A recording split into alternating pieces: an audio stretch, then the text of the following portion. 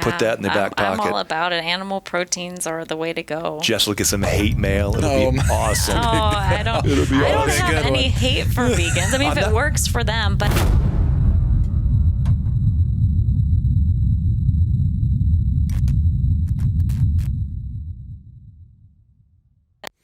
All right, welcome back. It is the Built by Vitality podcast. My name is Steve Pinkerton. Philip Lewis. And we have a guest today. Yes. A well-known guest. A VIP. VIP guest. Jessica Pinkerton. Welcome to the show. Thank you. She got to see firsthand what goes into this. I think she thought we were in here shooting on iPhones. I know. You know. This is a big setup. This is no joke. We had to get the white balance set, the audio set. She was like, what She didn't even know she had to have a microphone. How in the world are you going to hear her talk? I knew I had a microphone, She didn't know she was going to wear the headset. We just were going to have to be... Hello. Yeah. No. We're going to pass it around. No, I mean, this is the way it goes. So she gets to see kind of like... that tells us right there that Jess has never watched us. Yep. She has only listened on iTunes. I listen to every episode. She's never watched the Instagram clips I've posted, the Facebook clips I've posted. Yep. She is audio only. My dad calls me this morning. Perfect example. My dad calls me this morning and says, "Hey, can you send me your latest podcast?" I said, "You mean the one that came out 4 days ago?" And that you can subscribe to and everything. That you still don't know how to get on your bike rides? I'm like, come on. Yeah. He got a new iPhone. He's got the iPhone, what is it, 17 now? 12? Yeah. Yeah. Can you imagine? Now, Philip, just for some background, I flew Philip back home to Michigan to do a job with Vitality Media, and he spent about a third of the day with my old man. That was fun. What do you think his comfort level is with the iPhone 12 and its specifications and features? None. He bought a drone, but he doesn't know how to fly it. I had to fly it for him. So when he told me he had the old iPhone 12, we should probably do like a Zoom podcast with him and just talk. I could set up a tripod here where it has him on FaceTime. Okay. So today's episode, this is a good one. This is probably one of the most relevant shows that we've done. It's going to talk about three hacks, three items you can consider as we lead into, what would you call it? Like the dark days of the year. Like this is where the dark days. I mean, it is when you Christmas is coming. The dark days. Okay, when you look at fitness and nutrition, this has got to be the darkest 2 months of the year for people. Yeah. I mean, it's the hardest time to find time to work out, the hardest period to eat right. So I think today, Jess has worked with hundreds of clients, and I'm sure I didn't prep her with this, but I'm sure that when we're done with the list, she will talk a little bit about what she sees in trends with her clients through November, December. Because it's a really challenging time for everybody because there's so much temptation out there for sweets and laziness. It's just the way it is. So Jess runs all of our nutrition programs here at the gym. She's done that for not since day one, but 4 years, probably. Four and a half years. And she's not a one size fits all. She's not everybody does paleo, everybody does keto, everybody does carnivore, whatever those the catchwords are for that period. She does a really good job of fitting those nutrition guidelines and structures to each individual person. So she's going to be able to talk a lot about what some of these underlying themes can be when it comes to November, December, and how we can stay on track. So we were going to do this with Philip leading the top three nutrition facts, but Jess doesn't want to hear the top three. We were able to secure Jess on the show, so Philip, we'll save him for later. Beer, I'd say get a light beer. Exactly. Just back it down a little bit. That's not a bad tip. See? But. All right, so what's number one, Jess? And are these in order of importance? No, it's really not in order. But I think the biggest thing I want people to take away is that we can't just write off these last 2 months of the year, and that's what happens in so many cases. People are just like, well, it's the holidays. holidays. I'm going to be under more stress. I have all these celebrations. But we are in a country where we have over a 42% obesity rate.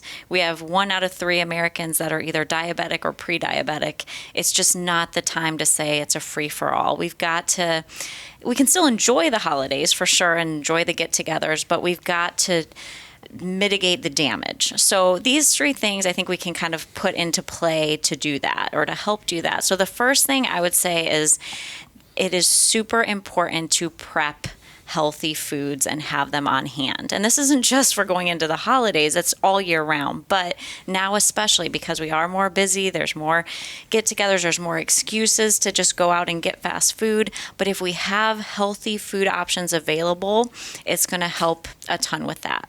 So when I tell my nutrition clients, when I mention food prep, they start to their eyes glaze over and they start sweating. And it does not have to be complex. It does not involve crazy recipes. I would encourage everyone to at least prep your proteins, okay? Because protein is a super important macronutrient, okay? It is, composed of amino acids. It makes up all of our muscles and tissues. And if we want to maintain and gain muscle mass as we age, to keep our functional fitness, we've got to have adequate protein. So just prepping our proteins and having them available and on hand is going to make a world of difference going into the holidays. So what does that mean?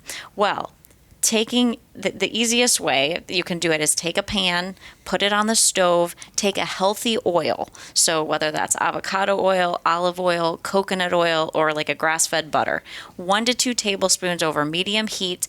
And then you're going to put as much meat as you can, and any variety. You can do chicken breast, chicken thighs, fish, steak, burgers, ground beef. Do a variety so you don't get bored. And with chicken, you're just going to cook it until it's no longer pink in the center. So take it off when you think it's done, cut it in half. If you see pink, you're going to put it back in the pan. All right. Once it is thoroughly cooked through, you let it cool, put it in the fridge, and it's good for up to 7 days. So you could really eat that all week long, put it in some Tupperware. Now with red meat and steaks, you can undercook them a little bit so that when you reheat them, they're not super tough and chewy. But, make some steaks, make some burger patties, make some chicken, and just have it in the fridge. Then you can easily each night, get a bag of steamed vegetables. They're frozen vegetables. So convenient. Takes 5 minutes in the microwave. You could pair that with your protein.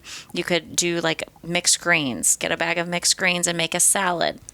You could, wrap a sweet potato or a white potato in a wet paper towel and heat that in the microwave for 6 minutes. And you have easy sides. But if you have the protein, that's what takes the time to make. So have those things ready to go. You could also, if you have a grill, you could, grill all of your meat. But it is very simple to do it at home, and just all you need is a pan and some cooking oil. And if you don't have a grill and you're a man, come talk to Philip, because we don't allow that. Should it be a gas grill or a charcoal grill? Okay, we can go down this rabbit hole. I'm going to say that you can retain your man card if you have a grill, but it's temporary if you've got a gas grill. Okay, you've got to have some type of some charcoal in there. So anyway, and I think when Jess talks about meal prep or food prep, I think people can shy away from this because they look at that as it's a ton of work. And I would argue that it becomes more work if you don't food prep, because now you've got to make, most people make decisions all day long. And the same reason that people want to come in here to the gym and be told what the workout is the same thing that it's the same premise behind just going home and having to decide, what am I going to do for dinner? Am I going to go out for dinner? Now I've got to cook. Do I have everything I need to cook? And you end up having 20 minutes of trying to figure out what you're going to do and decide, I'm going to go out to eat. Well, now you got to go out, pack the kids up, whatever, drive out.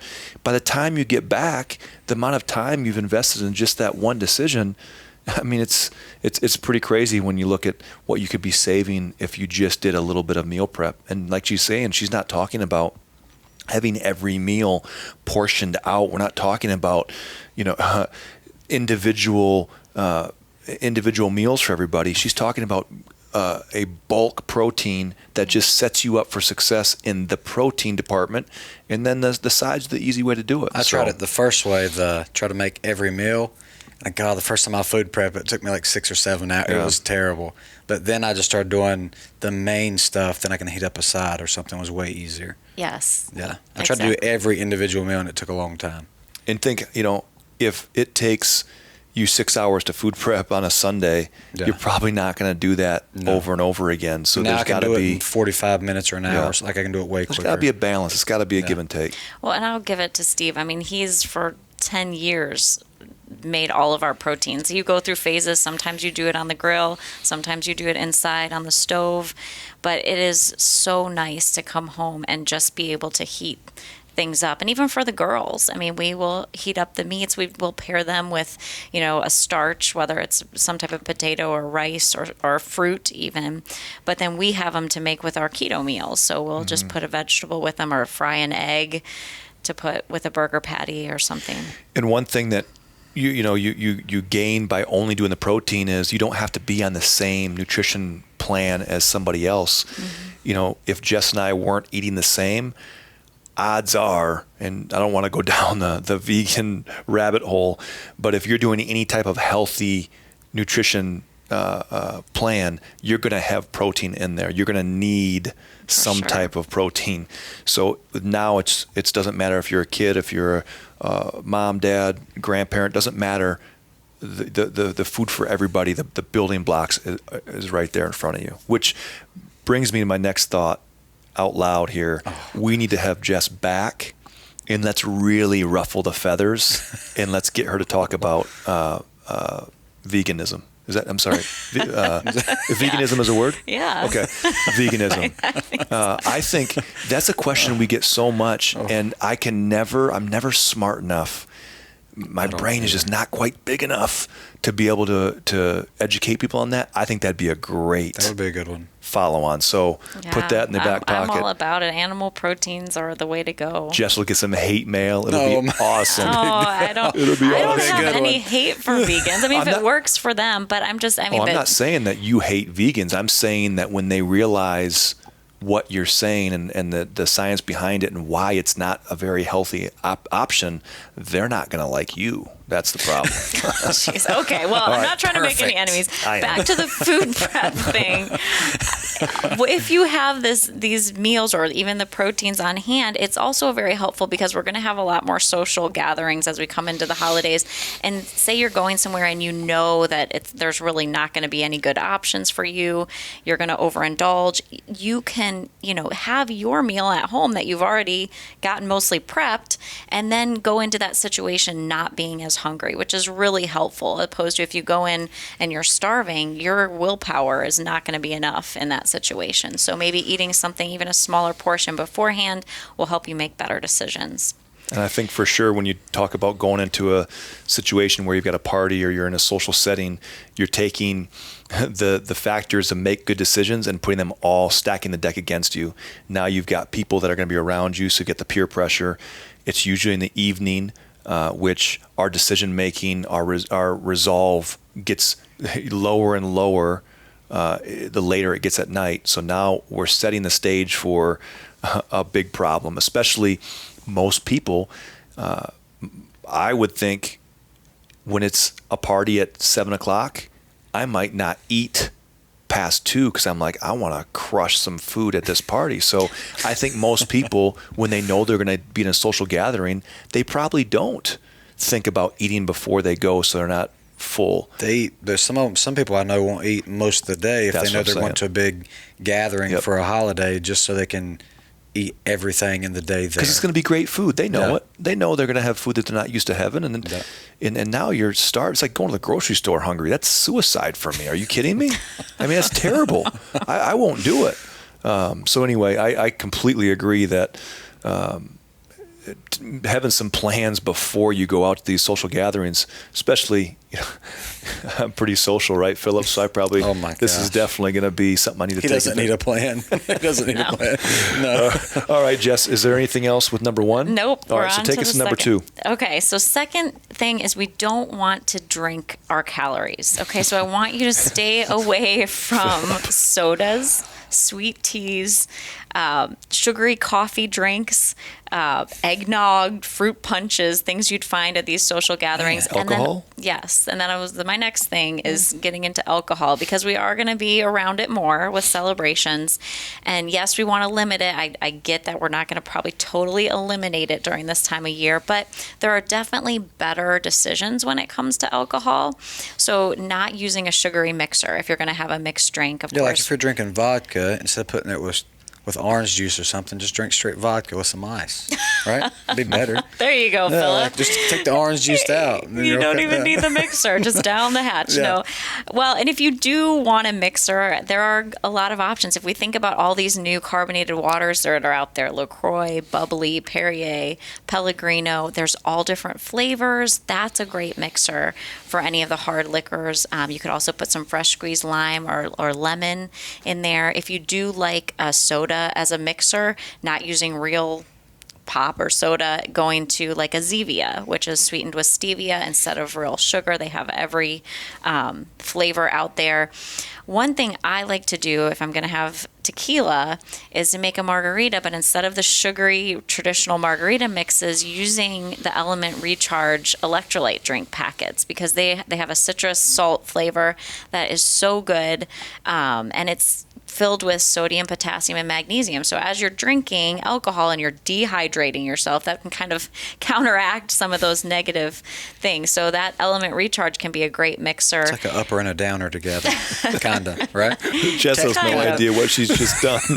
Because people are going to be like, hey, I'm having a margarita, but I'm going to dump this LMNT because Jess told me I can. And what Jess is saying is you can have one or two of those, not 8 or 9. It's a better option than a traditional margarita is what I'm saying. Do you think it tastes a lot different? So, someone that enjoys margaritas, do you have a big difference between the taste? No, I think it tastes like the mixer. It's sweetened with stevia instead of sugar that would be in a traditional margarita mix. So I love it. I think it tastes really good. So that's an option. If you are a wine drinker, doing like a dry white or dry red wine, or even champagne is very low in sugar. If you're a beer drinker, it's tough. It's got to be like a Michelob Ultra, or a light beer would be better than, the full calorie beer. But you have to remember, alcohol is a fourth macronutrient. So it has calories just like proteins, carbs, and fats. If we think about a 5-ounce glass of wine or a shot of hard liquor, it's 120 calories. Not only do the calories add up, but because alcohol is a toxin, our liver has to process through that before it can go back to any fat burning that's going on in the body. So it really can derail us if we have some physique goals or body composition goals, and it can impair our decisions. So if we're drinking, we tend to eat more high carb foods that we might stay away from normally, and we're not going to feel motivated to go to the gym the next day when we have alcohol the night before. So there's a lot of reasons that we want to kind of try to limit alcohol as much as possible around the holidays. And I want to go back to just that was a really good point that I didn't think about. Obviously we know that alcohol is going to make us make some pretty poor decisions. But when it comes to eating and what that trickle-down effect is going to be, think about that. Think about, you're going to go out, you're going to eat, you're going to drink. How are we going to feel that next morning? Already, just take the alcohol away from it, we're going to overeat. We're going to wake up and probably not feel great. Now you're going to mix into that alcohol, and more than probably just one or what you're used to. And now you're going to wake up that next morning. What are the odds that Philip is going to be at the 5 a.m., his usual class? Probably not very good. And now once you miss that 5 a.m. class, now you're out of your routine. The odds of you going to the noon class or the 5 p.m., it's not going to be very high. So the trickle-down effect of just the eating and the drinking over the holidays leads into this third issue, which is most people are going to stop working out because now all of a sudden they're just not going to feel good. And once you take one day imagine 2 days like that, how you're going to feel exponentially worse. Well, then you get completely out of the routine, and you're 4 days in. It's no wonder why people take all of November and all of December off, because they can't get themselves out of that rut. So I think that's a perfect segue into, these decisions that you're making are so much bigger than, just, okay, well, I had too much to drink. Well, the problem is that next day, the previous night's decisions are going to affect the next day as well. So definitely. So yeah, that was the second one. I think that's the big one. So far, what I've heard, that's the big one is, I think a lot of people are going to be drinking their calories, and that is going to lead into everything else that Jess is talking about, poor decisions, whatever. So what's number 3?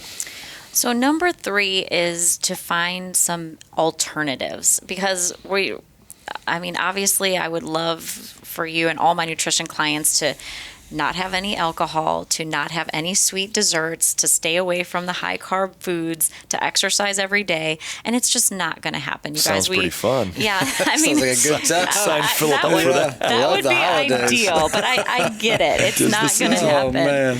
So we need to find some alternatives, and there are so many out there, which is awesome with low carb diets becoming more and more popular. There's ways that we can still enjoy some of these traditional holiday type foods, but not snowball us into starting January in a really rough place. So I will 100% be saving what I eat for the night when I go to my grandma's for Christmas to eat her chicken and dumplings. I just know I will. And see, and it's pounds a of that, family and I'll be staple. like, yes, I will feel miserable after, but I do it every year. But see, the thing is, old Philip, before Steve got a hold of him, old Philip wouldn't have even planned. It just would have been, hey, nothing changes before I go to go to home. Now you're already, it's not even November, and you're already figuring this out. Like, hey, you know what?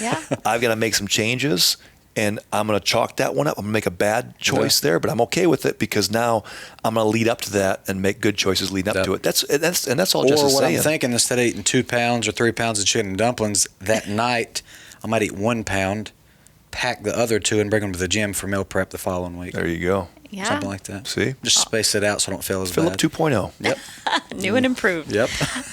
So it's just some examples. It could be as simple as getting all of the foods that tempt you that are not going to be good for you out of the house, and then replacing them with other options. So something like just having fruit and Greek yogurt. At night, if you're craving ice cream, making a bowl of Greek yogurt, putting some fresh fruit, some berries on top, that could be a better alternative.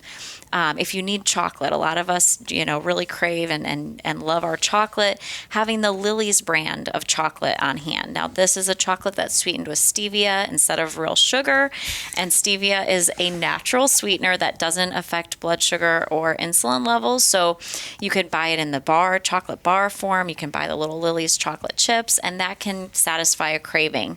Something like Rebel ice cream or Enlightened brand ice cream, which is again sweetened with either erythritol or stevia, and again, not going to give you those sugar spikes, but going to, take away that craving for sweets. We're all going to go to potlucks or get-togethers, and there will be delicious pies and cakes and muffins. Well, you can bring one that you've made with Swerve. Now, Swerve is a great sweetener that you can find at any grocery store, and it comes in confectioner's form. It comes in regular granulated sugar or brown sugar, and so you can use it in any recipe where they would be calling for sugar. And again, it's not going to affect blood sugar. It's not going to affect insulin. So it's going to be a better alternative. So you can use that for brownies. You can use it for cakes, for cheesecakes, muffins, whatever it is. And then you have an alternative that is not going to derail you. Now, that doesn't mean you should have these types of sweets each and every day, because it's going to make you continue to crave these super hyper palatably sweet foods, but as a good alternative from the real thing. And I really think they don't taste bad. Like when a lot of these other sweeteners first came on the market, people were like, "Ew, I can tell this is a keto food or not real sugar."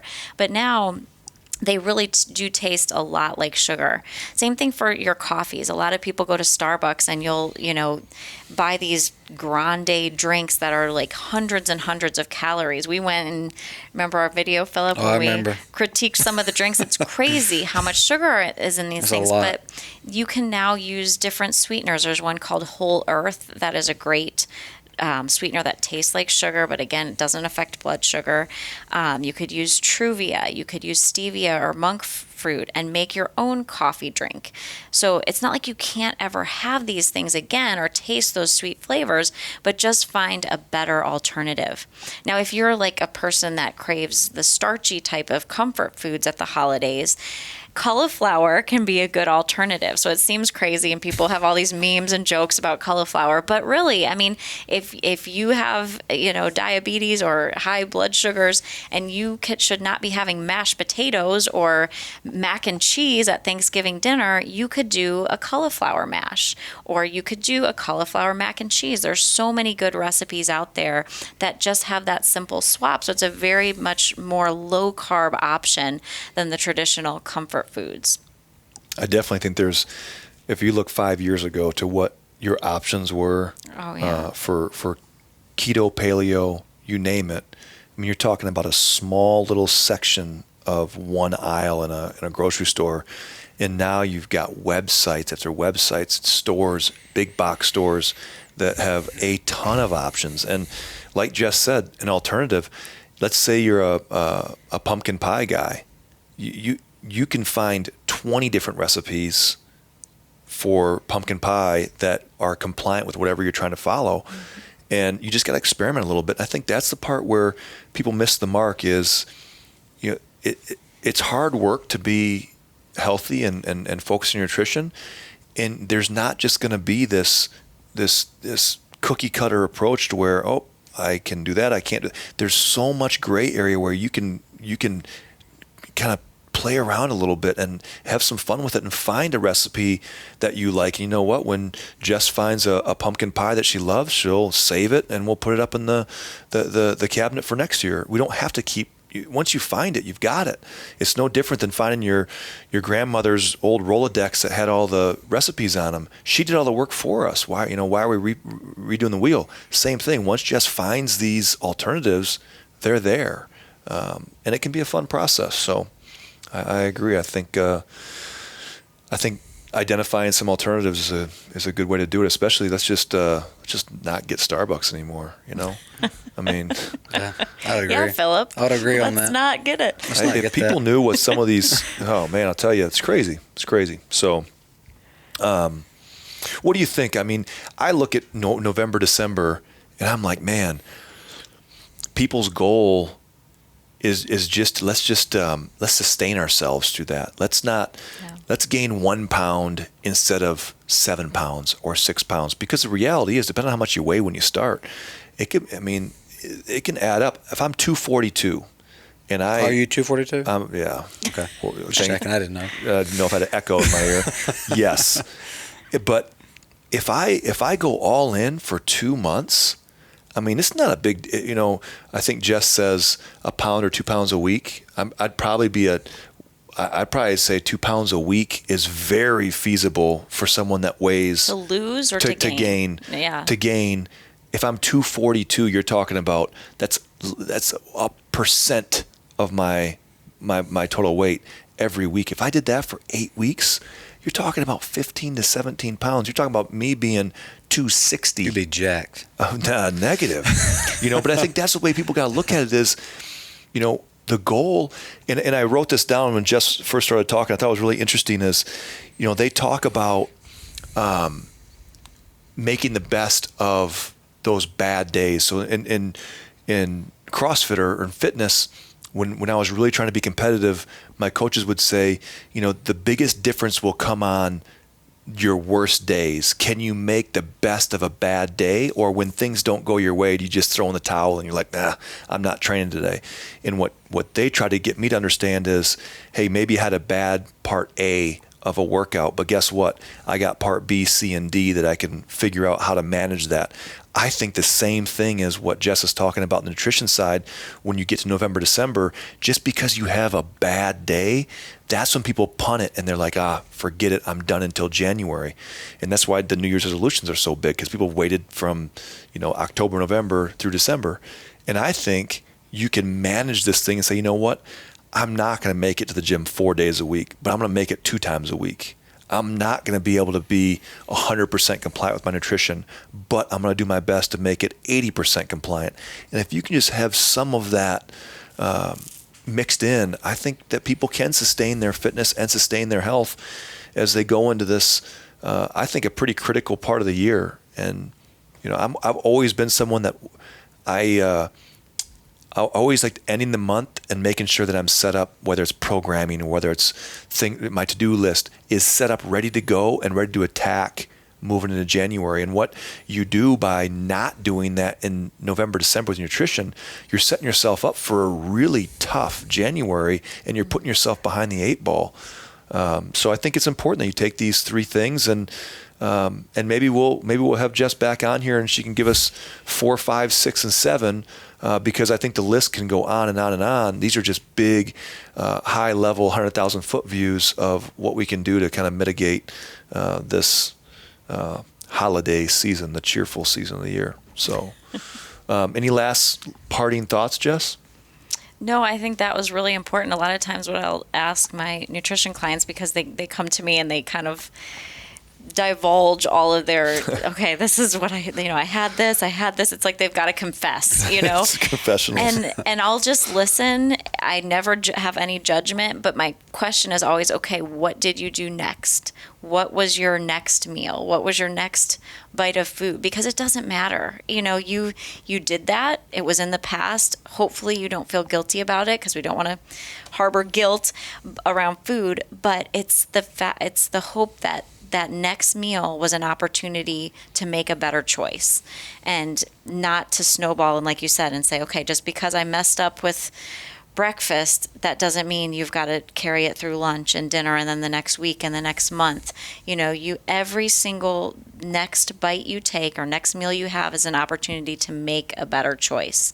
And, that's what my hope is come January, that we will do the nutrition challenge just like we always do. It'll be 6 weeks, paleo or keto options, but I really hope that people will come into that not feeling like, okay, I did horribly the past 2 months, I need this, and I'm just going to reset myself for 6 weeks and then go back to my old ways. I mean, the point of our nutrition challenge every year is to get people started with a healthy lifestyle, to get a new relationship with food, to reset their taste buds, not to crave these, super hyper palatably sweet foods that we're unfortunately surrounded by. That's what's cheap.